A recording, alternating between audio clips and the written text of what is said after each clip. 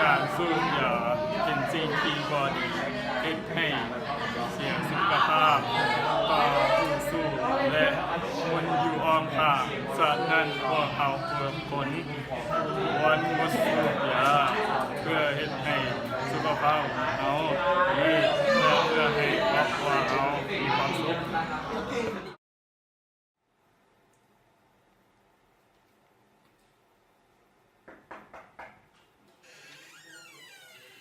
ลูก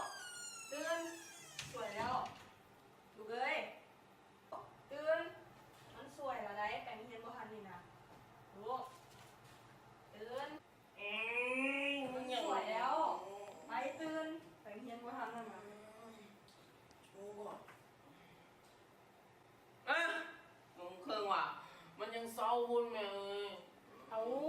ลูกยังสิได้กินข้าวเช้าอีกไปลูกไป เดี๋ยวน้ำไป 5 นาทีเด้อลูกแท้เด้อ ตัวหงมึงเครื่อง สมองเคิงผ่านไป ชั่วโมงแล้ววะโอ้ยฮะ8 โมงแล้วโอ้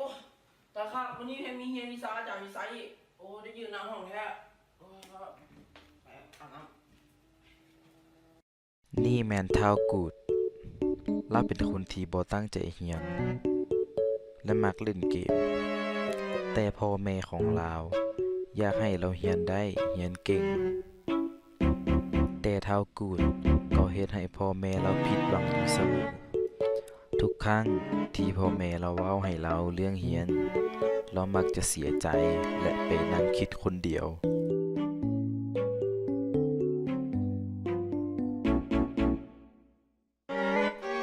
ลาวก็เป็นจังซี่แหละ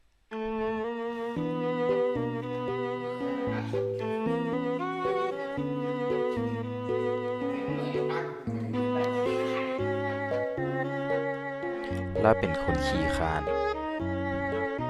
และก็ขี้เล่นไปได้โต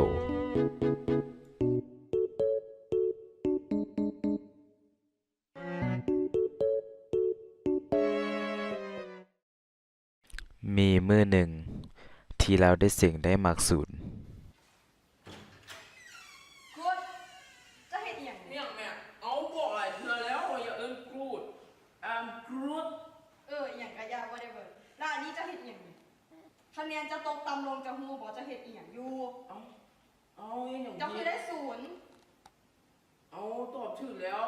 ถึกอยู่ใส่นี่มันเคยได้ศูนย์คันถึกมันสิได้ศูนย์เหรอคะแนนเต็มมันเป็น10แล้วเจ้าได้ศูนย์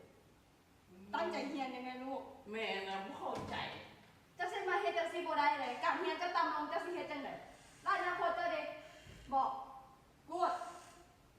กรูด ยังสิโอเออยู่เจ้าอย่ามาเถียงข่อยไปเฮ็ดให้แล้วเด้อถ้าเฮ็ดบ่แล้วเบิ่งเข้าใจบ่เขาสิยึดทุกอย่างของเจ้าโลดตั้งใจเรียนแน่เป็นผู้ใหญ่แล้ว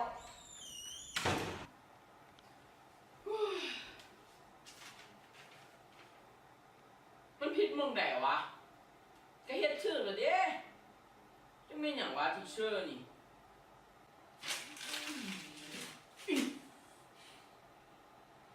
เด็กงานเลยเปิดคอมที่ไหนวันนี้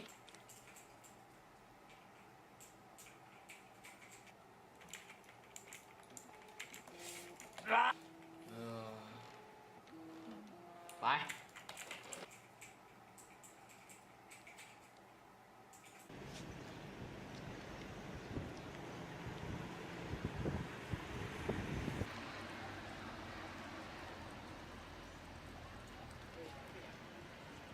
เครียดนะเริ่มพ่อแม่กูนี่แหละต้องเข้าใจกูนะ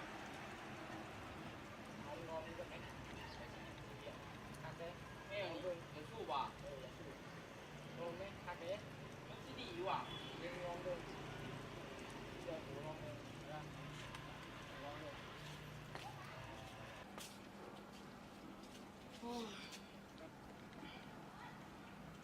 ดีกว่า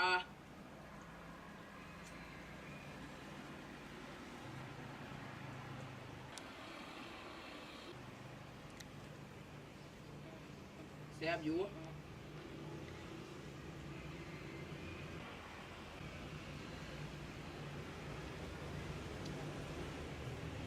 3 ปีต่อมา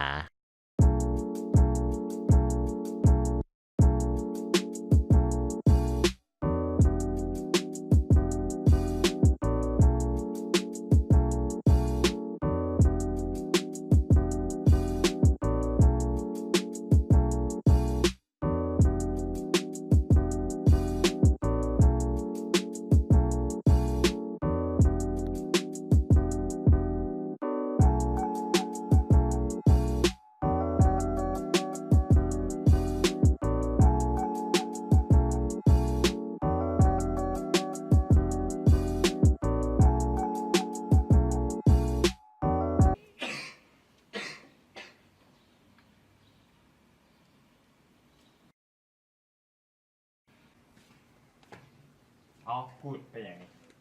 มันเป็นหยัง เอามือคือเลือดออกอยู่สิ มันได้เป็นหยัง ไปหาหมอไป บ่ ไป ไปรู้เจ้าเข้าไปไหนมึงไปบ่ต้องมาอยู่น้ำค่อย ไม่กินโตแปลกๆไปสูบยางแล้วมัน ข่อยบ่ได้เฮ็ดหยังเจ้าเข้าไปเข้าไปสู้ อ๋อไปน้ำข่อยก่อน บ่ข่อยบ่ไป น้ำข่อย บ่ข่อยบ่ไปเจ้าหิมเข้าไปไหนมึงไป บ่สบายมันจะเป็นอะไรนี่นะ ข่อยบ่ได้เป็นหยังเจ้าหิมเข้าไปเจ้าบ่ต้องมายุ่งน้ำค่อยด้วยฮะ เดี๋ยวจังเลยข่อยกลับมาเด้อ เออ ระวังตัวไว้ จากการกระทำหลายอย่าง เราได้เห็นให้พ่อแม่เราเสียใจหลาย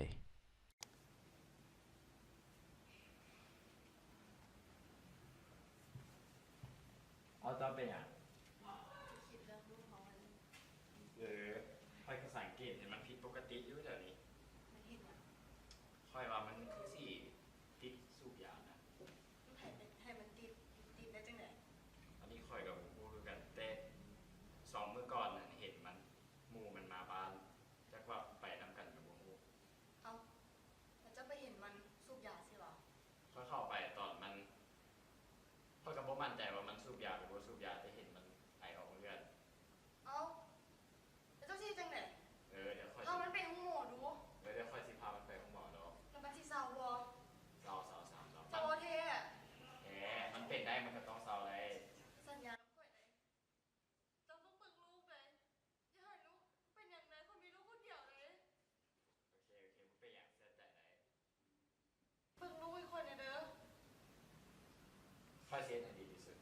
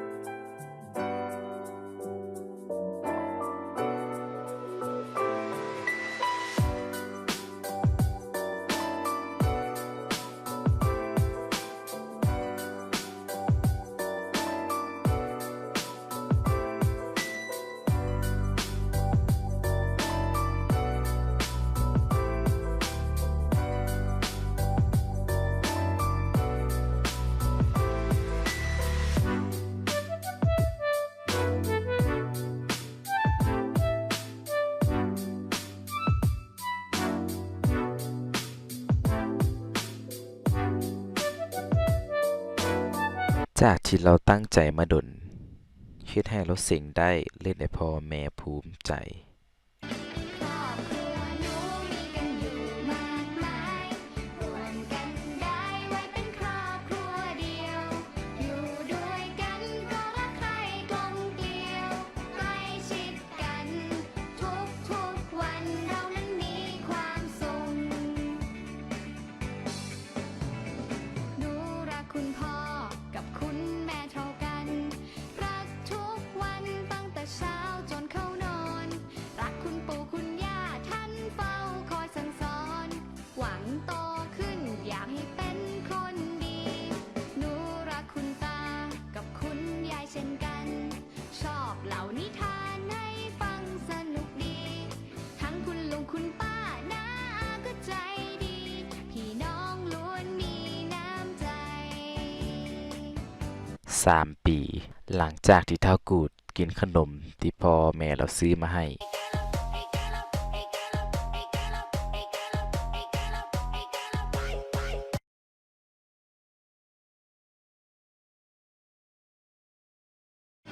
ครอบครัวหนูมีกันอยู่มาก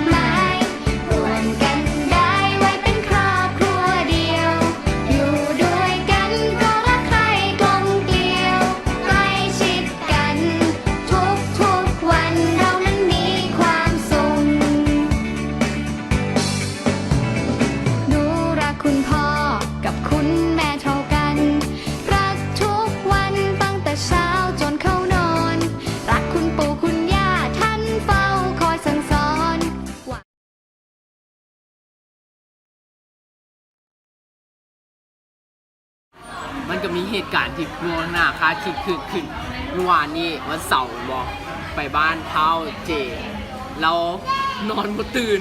แล้วพวกเขานะมาทีมงานพวกเขานะมากันเมื่อทุกคนแล้วมาถ่ายอยู่บ้านเราแล้วเราน่ะยังบ่ตื่นเพราะว่าเขาต้องได้ใช้สถานที่นั้นนะเพื่อจะมาแสดงนั้นวันนี้เขาจะมาลงโทษเราโดยสั่งกระแลมที่แพงที่สุดในห้างนี้มากินน้ำกัน เท่าไหร่ 99แพงที่สุดแล้ว โชคดีเพื่อน โอเค บาย สั่งเลยสั่งละ